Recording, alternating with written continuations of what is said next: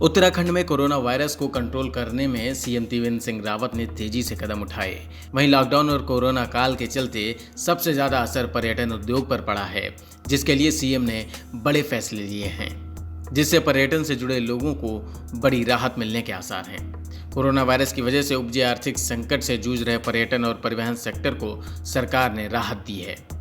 राज्य के करीब 2 लाख कमर्शियल वाहनों का 3 महीने का मोटर व्हीकल टैक्स और 1 साल का परमिट टैक्स माफ किया जा रहा है। वहीं पर्यटन कारोबार से जुड़े करीब 2.5 लाख लोगों को सरकार आर्थिक सहायता के रूप में 1-1 हज़ार रुपये देगी। सरकार पर्यटन इकाइयों को पेयजल बार शुल्क में भी रियायत देगी। 21 मई को सीएम त्रिवेंद्र सिंह रावत की अध्यक्षता में ये फैसले लिए गए। कैबिनेट के फैसलों की जानकारी देते हुए प्रवक्ता मदन कौशिक ने बताया कि कोरोना और लॉकडाउन की वजह से परिवहन और पर्यटन सेक्टर को काफ़ी नुकसान पहुंचा है। इस दौरान कैबिनेट की बैठक में 15 मुद्दों पर चर्चा हुई, जिनमें 14 पर फैसला लिया गया। आइए नजर डालते हैं कुछ प्रमुख फैसलों पर। सरकार ने e rickshaw, auto, Vikram, taxi, maxi cab और बस का करीब 14.23 करोड़ रुपए का परमिट शुल्क माफ किया है, जबकि तिमाही मोटर व्हीकल टैक्स के रूप में 63 करोड़ रुपए का टैक्स माफ किया जा रहा है। राज्य में करीब 2.42 लाख पर्यटन कर्मियों को 1-1 हज़ार रुपए मिलेंगे। पर्यटन विभाग में रजिस्टर्ड होटल, ढाबा और रिवर राफ्टिंग के 2.15 लाख कर्मियों और पर्यटन से जुड़े 27,239 ई रिक्शा और ऑटो चालक कर्मियों को 1-1 हज़ार रुपए की आर्थिक सहायता मिलेगी।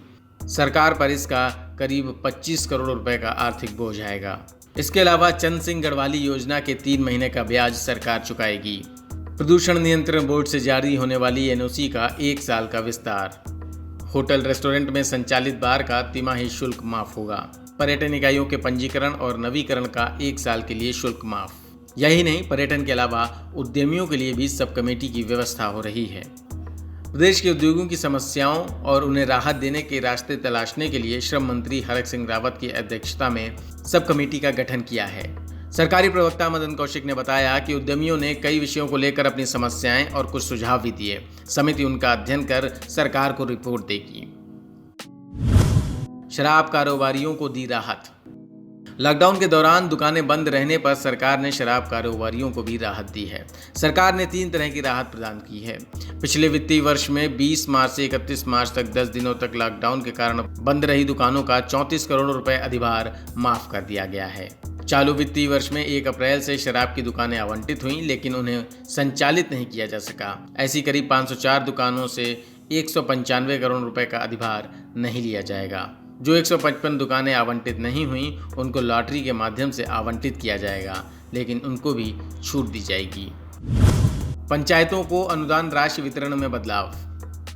15वें वित्त आयोग के तहत त्रिस्तरीय पंचायत के लिए दी जाने वाले बजट में भी सरकार ने संशोधन किया है।